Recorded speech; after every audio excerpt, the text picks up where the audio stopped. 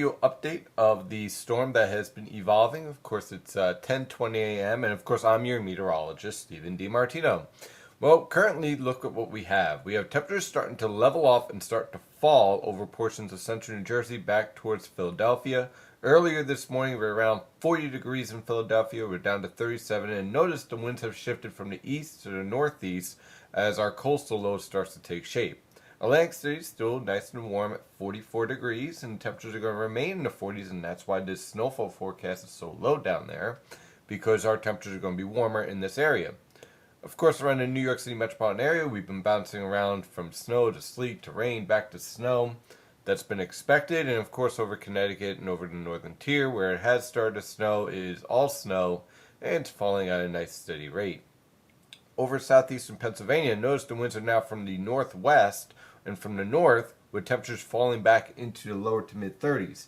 Basically, we've seen our high temperatures for today. We've peaked for the most part. And maybe Atlantic City or Cape May might rise one more degree, if that. But we've peaked in our temperatures, and now from here on out, we either stay steady or start to fall over the next 2 or 3 hours. And that is when we're going to start to see some interesting dynamics. Now, let me show you the radar here.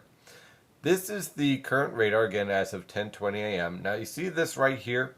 That's our major snowmaker right here. This is what you have to focus on if you are in central and northern New Jersey, New York City, Connecticut, the Hudson River Valley, and of course, as you set up around Boston over here. This is our heavy snowmaker because this is a very dynamic, very powerful convective core of precipitation that's going to be capable of producing very impressive snowfall rates. And in fact, I expect some mesoscale discussions coming out of the Severe Prediction Center when this really gets going tonight. But this is nothing without this. This is our polar disturbance. This adds the extra punch because this is already showing significant instability. This amps it up. So you can see why the interaction of this polar disturbance is so important. Now, when we take a look at the infrared satellite picture, you can start to see this storm starting to evolve. No, it's not moving faster. It's not kicking out of here faster. And I'm going to show you why in just a second. But you can kind of see here how these two disturbances are still somewhat separate, but they're starting to interact with each other. Now, let me show you the water vapor satellite picture. And this is important. This is starting to tilt into a negative axis. And that means this whole storm is going to start to slow down. So it's not moving faster, it's moving pretty much as what I was expecting. It is a little bit more intense, though, along the coast than what I was expecting. A slightly bit, not major. But it does show you how convective influences with thunderstorms can really amp up a storm more than what you could really forecast for. So here you have the polar disturbance and the subtropical disturbance.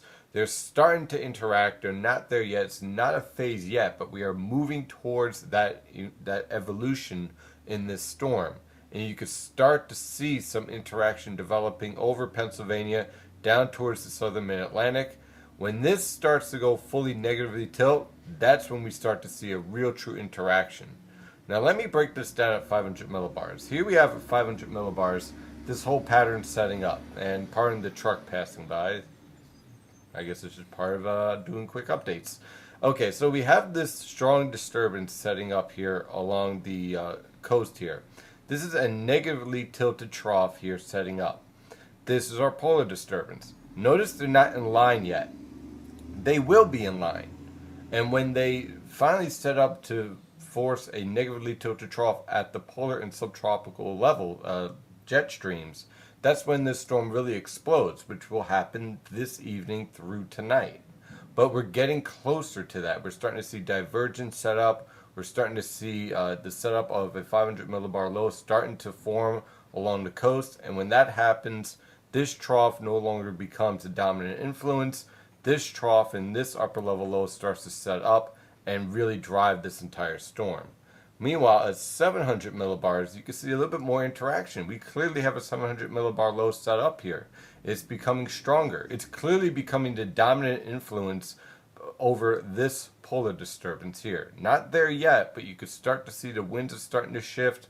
Instead of coming from the south, we're starting to see more winds being drawn towards this low pressure system at the mid levels, because previously all the winds were going from south to north because of this polar disturbance. Now we're starting to see that shift. We're starting to see that right here, okay? And that's going. What you're going to see at the mid-levels is that these winds here are going to shift from the south and back to the north and the northeast. Looking at 850 millibars, and this is where we really start to see the influence of the rain snow line. Here is our 850 millibar temperature freezing line, and you can see the influence of this low pressure system, how it has a warming influence on the entire environment over the northern mid-Atlantic. When this mid-level low right here at 850 millibars really takes over, and it's getting close to doing so, these winds will start to continue to back from the southeast to the east and finally northeast, and you'll know it because the rain snow line is going to start to crash to the south as this 850 millibar low takes shape. But how about your surface temperatures? Well, that's where you're looking at 925 millibars. And again, you can kind of see the impact here.